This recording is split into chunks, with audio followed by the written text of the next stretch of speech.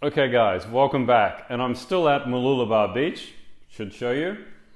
So guys, good morning. That's Mooloolaba Beach, looking north and then looking south down to the river mouth. So that's where we launched the 470 sailing dinghy on Sundays. Amazing. We had a great sail yesterday, had the kite up and about 15 knots wind, heading north mostly. Fantastic. And then in the mornings, play beach volleyball down here, pairs for about 2 hours. Fantastic. Great lifestyle. North of Sydney, about an hour's flight. You should come and visit sometime.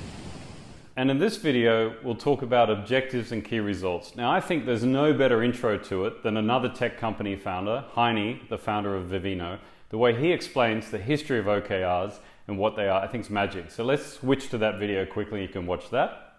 First and foremost, let's do an 8-second history lesson. OKR stands for Objectives and Key Results. Invented by Andy Grove, co-founder of Intel, evangelized by John Doerr and made famous by Google. Google has used them since 1999 when they had 40 people. They still use OKRs today with 60,000 people. OKRs can be used in any size of company. That's the history lesson for today. Wasn't he great? Fantastic. I love the way he articulates it. So in stratapp, we also have objectives and key results built into the app. And the reason for that is, remember we had the strategy tree and you've set that out, the plan for the next 1 to 3 years, your perspective, where you're heading, everyone can see what's happening.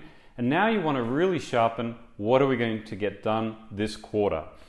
Now, startups might set OKRs, objectives and key results, monthly. Most companies will do it quarterly. And it's important that you don't confuse OKRs with KPIs. So a typical mid-market or small company might measure somewhere between 75 and 200 KPIs. Think about that. So that's everything across that balanced scorecard, from finance to operations to service to culture to employee satisfaction, customer satisfaction. So things like how many widgets come out of the factory per day? How many calls are being made, outbound calls by the sales team?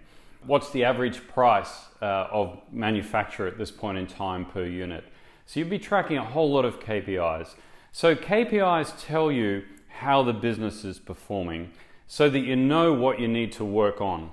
And then objectives and key results is that work. Where are you going to work on the business? And what happens in practice is you end up having objectives and key results at different points in the strategy tree. So they're not all at the bottom hanging off the 4th level.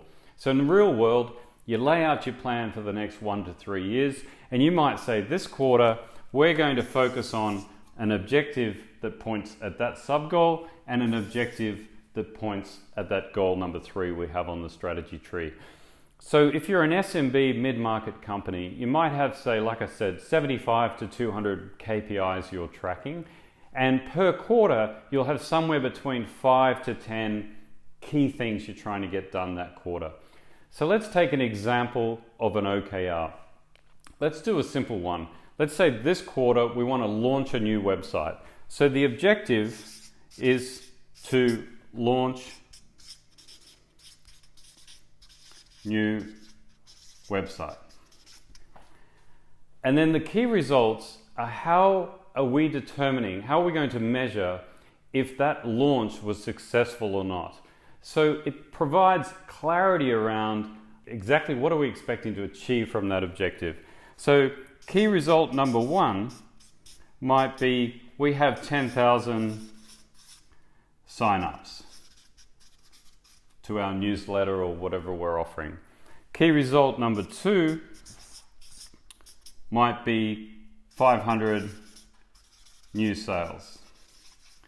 So this quarter we're going to launch a new website, and then you can set by date your targets for the results you're expecting as a result of that objective.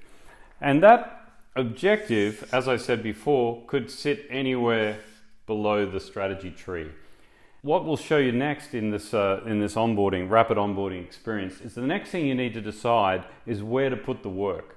And the rule of thumb there is if it's a piece of work like a project workboard that's going to run well beyond the time period of the objective, then you probably want to hang that below the strategy tree so that everyone can find it in future once this quarter has passed. However, this project to launch the new website looks like it's going to be done and dusted in the quarter. So if you've got a project workboard, for example, you'd probably hang that just underneath this objectives. That's where the work would sit. So, but sometimes, I just mentioned that sometimes you've got these goals that have like a 2 or 3 year horizon, some work's ongoing, and then you're breaking down your objectives for the month or quarter against those goals. So quite often you might hang the work below that in the tree. stratapp gives you that flexibility. The other key thing I think that's unique, well, it is unique, not think, is what happens is the leadership team are constantly evolving the strategy tree inside stratapp.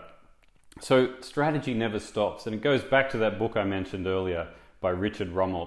Strategy is not like an annual planning event. You go away for 2 days and do some team building, come up with a strategy and set out the next 12 months. It's no longer like that, maybe never has been, to be effective. Strategy is something that's alive and it's happening all the time, and you're always refining it based on what you're learning internally and externally to the company. So leaders are always evolving this strategy tree, whereas objectives and key results tend to get set in stone and focused for the next month or quarter. You really don't want to compromise execution and moving people in the same direction through that shorter time period.